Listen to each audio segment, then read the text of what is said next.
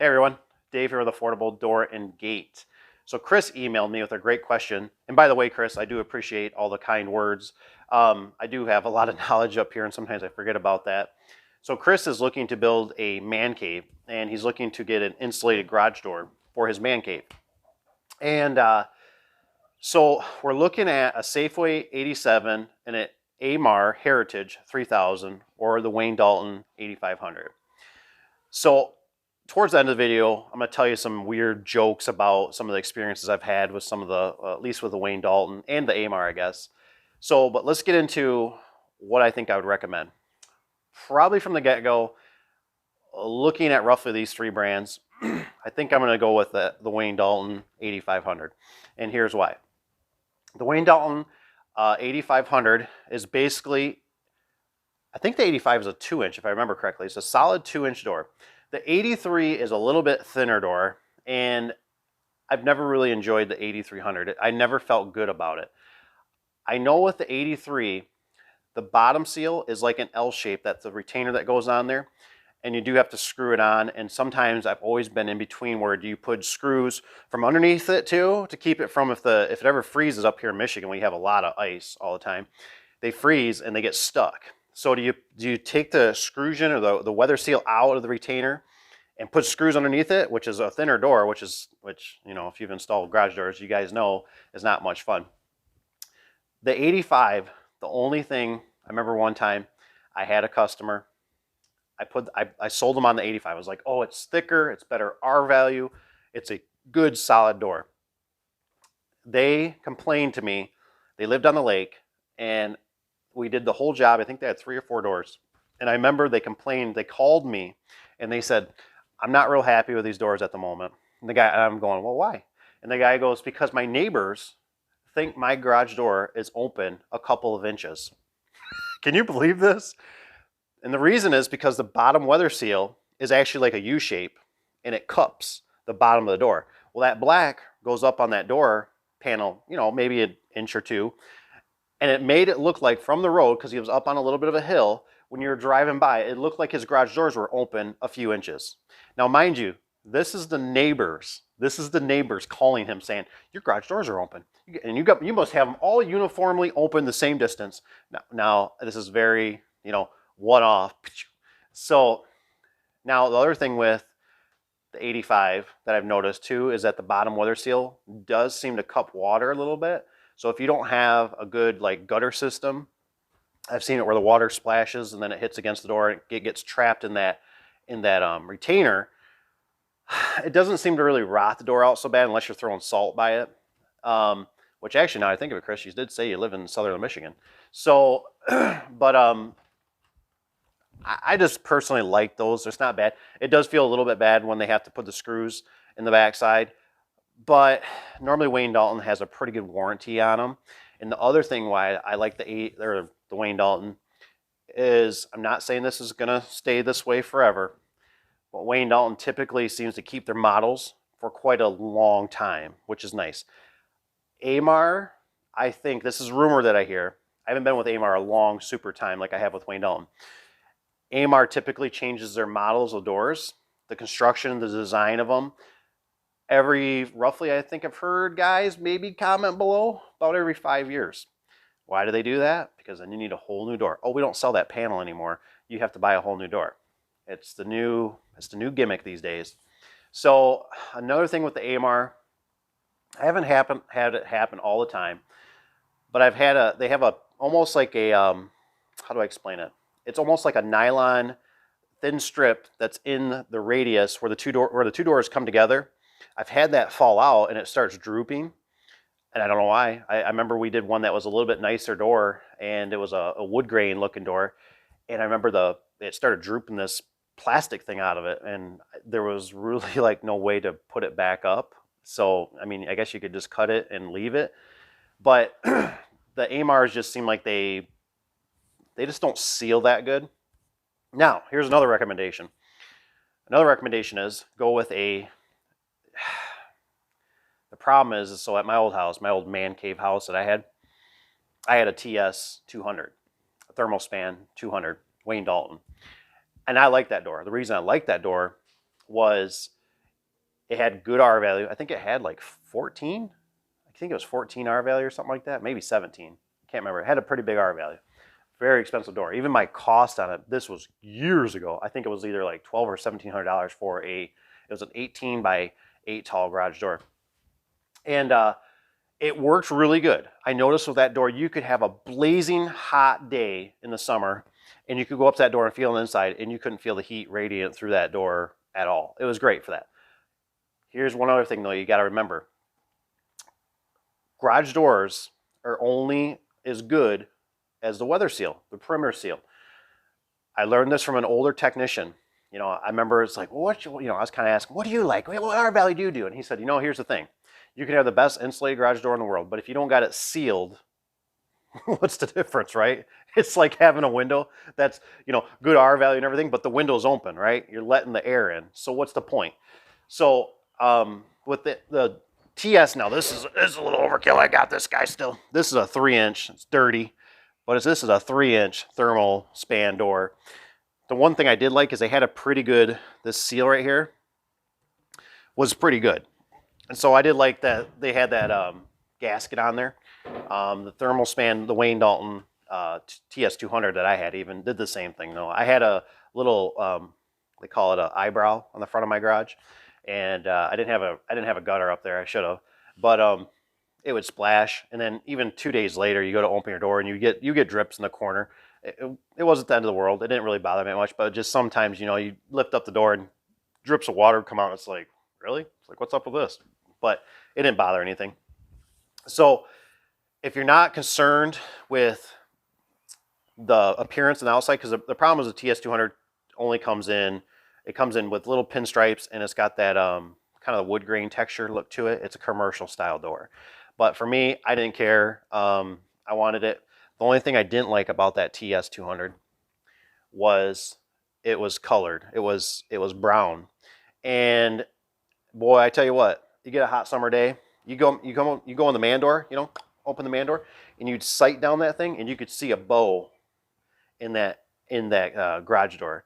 And then at nighttime, when midnight or something come around, you go back out there, and that door would straighten back out.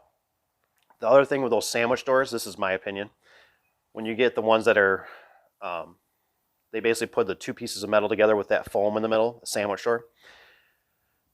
They typically expand and contract, and the metal will start over many, many years. So if this is your house that you're never going to leave, you might start getting a cup shape to it. So some of the doors, I don't think I have one here I could show you, just have the inserts, but the R value typically isn't as good. And then they just put sheet metal over it. Safeway is notorious for this. Safeway, my experience with Safeway, it's kind of a lumberyard door. I don't want to bash Safeway. Safeway's been really good to us. They've helped us out a lot with garage doors that we can't get right now. I think Wayne Dalton's probably been the slowest right now. But Safeway, they always seem to have they call it like a tin can effect, where it has like either waves in it. They're not bad door. They just remind me of a lumberyard type of door where it's just not as refined. Typically the back, if you don't care about the back so much, they normally, you can see the stiles in there where the hinges go. They're okay. They all have their pros and their minuses. It's just, I still can't get really hooked on Amar. I'm glad. It sounds like Amar has changed their hinge setup from their funky, weird setup that they used to have to something else. I would probably still use Amar, but our sales guy over there has he's moved up, and he's gotten really grumpy. And so he's just not a pleasure to work with anymore. He's a good dude. I just think he's under a lot of stress. And we just can't ever click for some reason. They don't really give us the deliveries like we like, how we want them. It just, certain things aren't clicking. It's not that they're bad. They're weather seal on the bottom. So here's a interesting little story. So on the AMR one time, I think it was a non-insulated. And I think AMR does this pretty much across the board. But they put their weather seal in with almost like a spring-clipped piece of metal, right? I kind of think of it as, remember those wristbands? They used to snap on your thing and it go like that and just, go on your wrist, and you're like, oh, I'm cool, aren't I? And you have to have a girl do it and a guy do it and everybody have to do it. They have to snap it across their wrist. It looks something like that, and it clips in there, and then the retainer, the rubber seal goes into that. Well, For some reason, I had one pop out, and I tell you what, that was a stinker to do by yourself.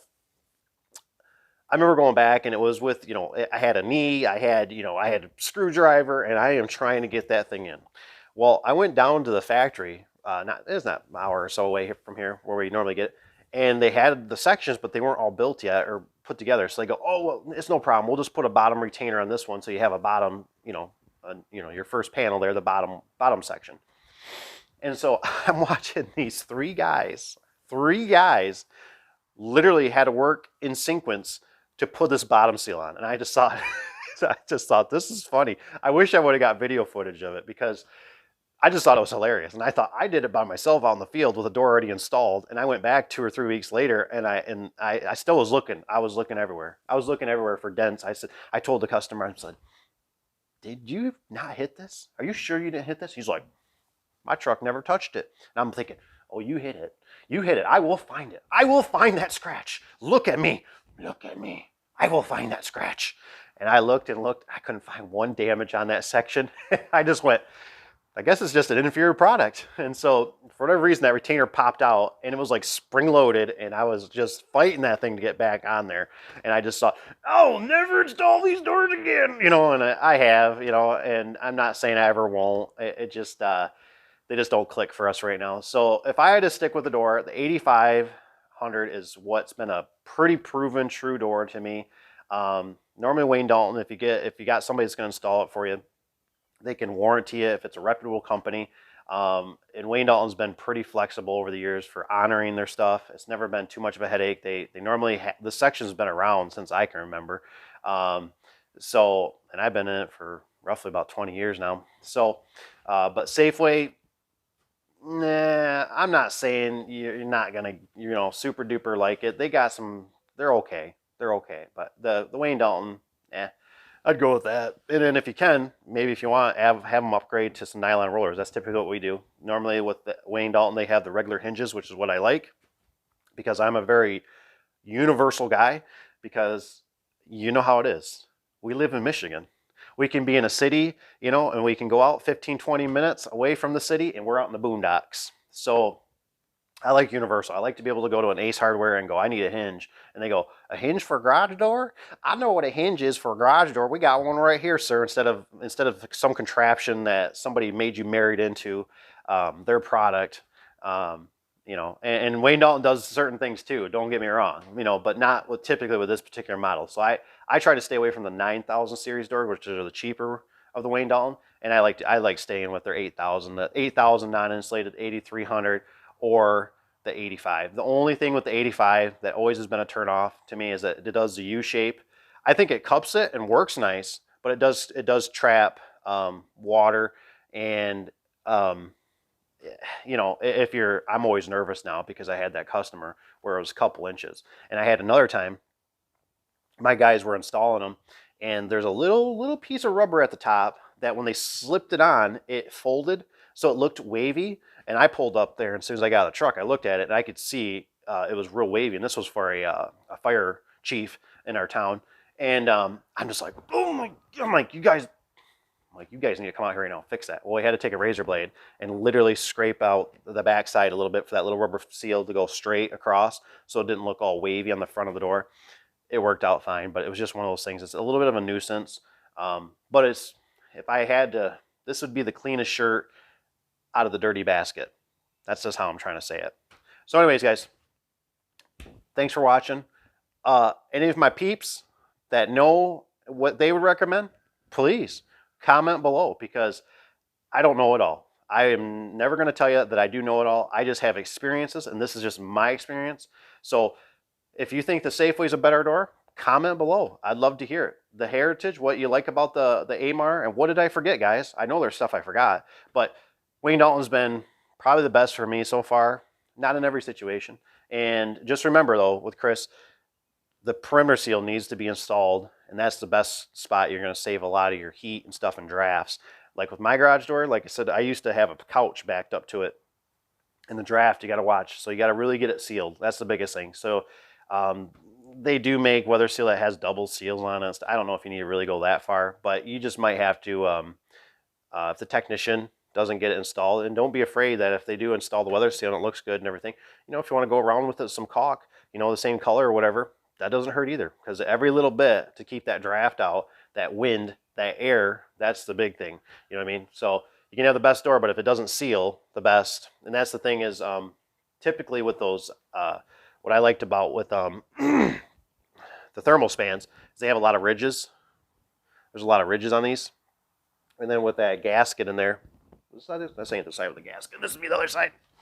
But like I said, go get yourself a big 3-inch door like this guy. I don't remember what the R value is on this, but there you go. Get yourself a big old 3-inch door. But just remember, I think these edges in here help keep the air from penetrating through, drifting through so much. So anyways, Chris, I hope that's helpful. Good luck to you, brother. And take care, and we'll see you guys on the next one.